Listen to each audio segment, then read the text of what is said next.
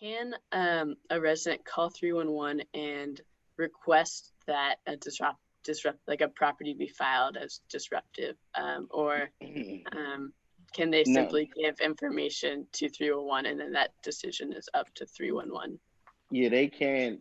If we did it that way, people would say everything's disruptive. Get there. So say they're having a party or they're outside drinking. When he calls, if the police arrive and that all has cease and desisted, he cannot deem that property disruptive, because once he gets there, nothing's going on. Yeah, like photos and even video of stuff that's going on, that helps us, because the police can only do so much. Once if they pull up and the property that is people are complaining about is bone dry, there's nothing there. There's nothing that they have to report.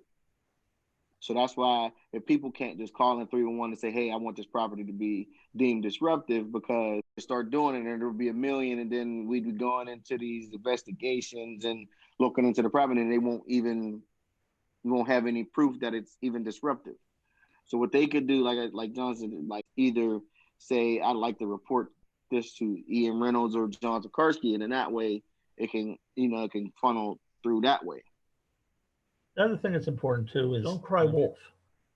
Yeah. Don't continually be complaining and throwing. If the police come, cuss at the police, because what will soon happen is you'll sire response. Now that's not to say that's proper. That's human nature.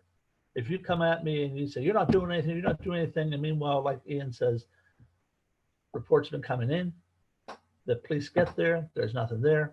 There's little we can do unless we have additional evidence, such as video or photos, and additional complaints from other neighbors.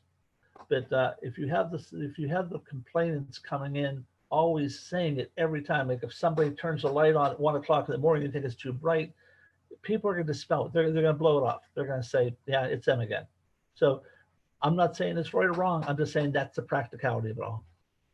Thank you. And the next question is, are all complaints made public, and is there a way for the public to track a complaint, like the progress of it after it's been filed? Their complaints are not made public. I don't think it'll be okay to make them public, and as though we send them out to the community leaders as well as the zone commanders and the support staff in those communities. Making them public, I don't think would be like the right way, because a lot of times too, people will want the complaints to be made public, and like you said, it could be someone could just be trying to get somebody out of the neighborhood and be calling a particular place, and it could be nothing at all.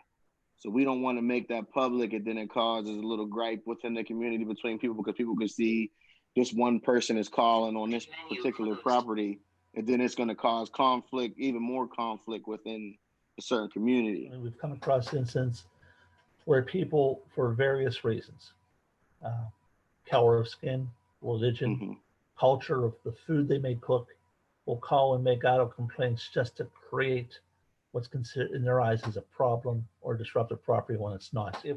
If you go to PLI, complaints are filed with PLI, they have an application where you can view a specific area and property to find out if violations have been filed. Now, those are violations that fall within permits, license, and inspection. That won't have anything to do necessarily with police reports.